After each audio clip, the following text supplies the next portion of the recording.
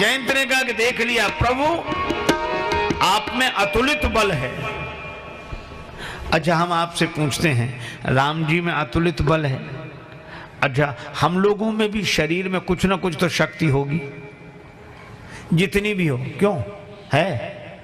अच्छा, शरीर में शक्ति ना हो तो शरीर से कैसे उठें, कैसे चलें, कैसे बैठें? शक्ति तो है। अच्छा, हम आपसे पूछते हैं, आप शरीर लेकर जहां बैठे हैं तो ऐसा तो नहीं कि शक्ति घर छोड़ आए हो? आप जहां बैठेंगे अपनी शक्ति के साथ ही तो बैठेंगे, है ना? तो हनुमान जी ने कहा कि हमने यही किया, राम जी में है अतुलित बल और राम जी को हमने बिठा लिया अपने हृदय में। जास हृदय आगार बसई राम सर चापधर। राम जी बैठे हृदय में तो मेरा मन हो गया राम धाम, और राम जी के पास है अतुलित बल, इसीलिए मुझे कहा जाता अतुलित बल धाम। तो हनुमान जी बोले, मैं तो धाम हूं, बल तो मेरा है न। अब इस बल का उपयोग जिस जैसा करना चाहिए मालिक के ऊपर है। मैं मकान हूं, पर इस मकान का जो मालिक है वही इसमें रखे हुए सामान का स्वामी है। हनुमान जी नहीं बोले, नहीं बोले तो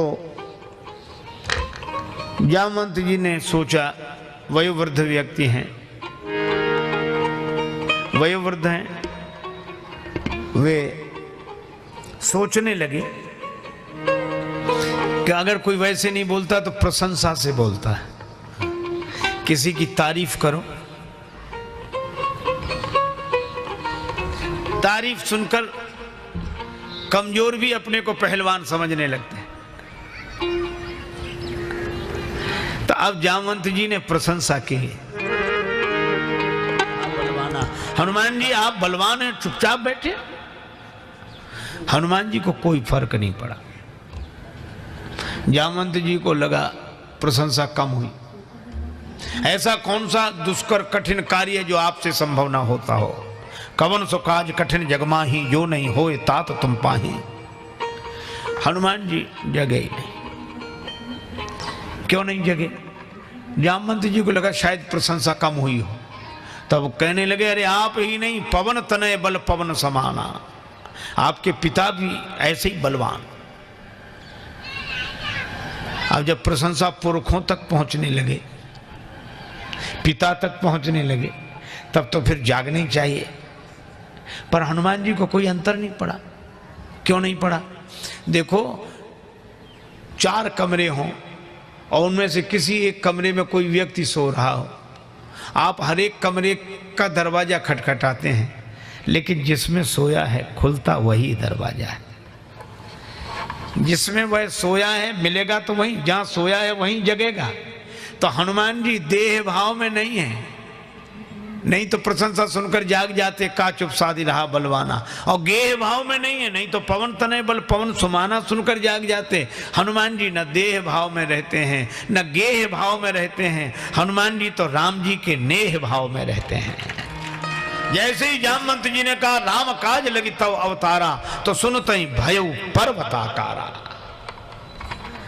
हनुमान जी के सामने जामवंत जी ने राम जी का नाम लिया तो हनुमान जी प्रकट हो गए। हम फूल कर बड़े हो गए, हम अपना नाम सुनकर फूलते हैं और हनुमान जी राम जी का नाम सुनकर फूलते हैं।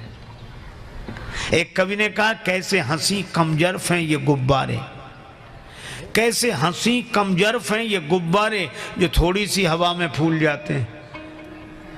कैसे हंसी कमजरफ हैं ये गुब्बारे जो थोड़ी सी हवा में फूल जाते हैं और धरती से थोड़ा ही ऊपर उठते ही अपनी औकात भूल जाते हैं। देखो हम काहे से फूलते हैं? वाह वाह, बस वाह। हवा से गुब्बारे फूलते हैं, हम वाह से फूलते हैं क्योंकि वाह में भी हवा ही है। उलट दो तो हवा।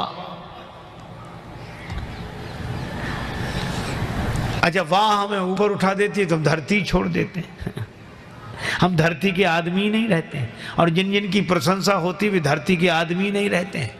और आज सबसे बड़ी विडंबना यह है कि हमें चिड़ियों की तरह आकाश में उड़ना आ गया है, हमें पनडुब्बियों की तरह पानी के भीतर उतरना आ गया है, पर आज हमें आदमी की तरह धरती पर रहना नहीं आता। कैसी विडंबना है। क्या करेगा प्यार वो भगवान से, क्या करेगा प्यार वो ईमान से, जन्म लेकर गोद में इंसान की कर न पाया प्यार जो इंसान से। इसलिए भाई हनुमान जी अपनी प्रशंसा से प्रसन्न नहीं होते। राम जी के कार्य की बात कही तो मालिक का मकान, मकान में रखा सामान भी मालिक का, मालिक को जरूरत है तो ले ले, हमारा तो है ही नहीं।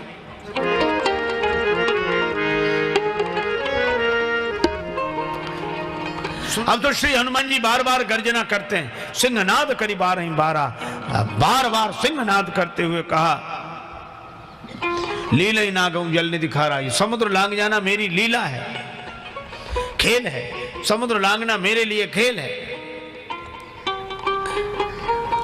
कहो तो रावण को पूरे दल के साथ मिटाकर लौटो, सहत सहाय रावण ही मारी। अगर यह हो कि राम जी रावण को मारेंगे तो बेकार श्री राम जी को वहां तक जाना पड़े, त्रिकूट पर्वत जिस पर लंका बसी है वही यहां उखाड़ कर ले आऊं, यहां उखाड़ कर ले आऊं, आना यहां त्रिकूट उपारी। अब हनुमान जी पूरे जोश में है। अच्छा कभी कभी हनुमान जी ने कहा ये कर सकते हैं, खेल है, समुद्र लांघना हमारा खेल है, और शायद शायद रावण को मार दूं और त्रिकूट पर्वत को यहां उखाड़ डाऊं, ये जोश तो ठीक है लेकिन होश भी है। श्री हनुमान जी जामवंत जी से पूछते हैं, जामवंत मंत्री अति बूढ़ा, जामवंत जी वृद्ध हैं और हनुमान जी युवक, क्योंकि हनुमान जी बूढ़े होते ही नहीं। जानकी माता ने जब से कह दिया अजर अमर गुण निधि सुत हो, अजर हैं, उनका बुढ़ापा नहीं आता, अमर हैं, अजर। तो हनुमान जी हैं युवक और जामवंत जी हैं वृद्ध। जामवंत जी से पूछा,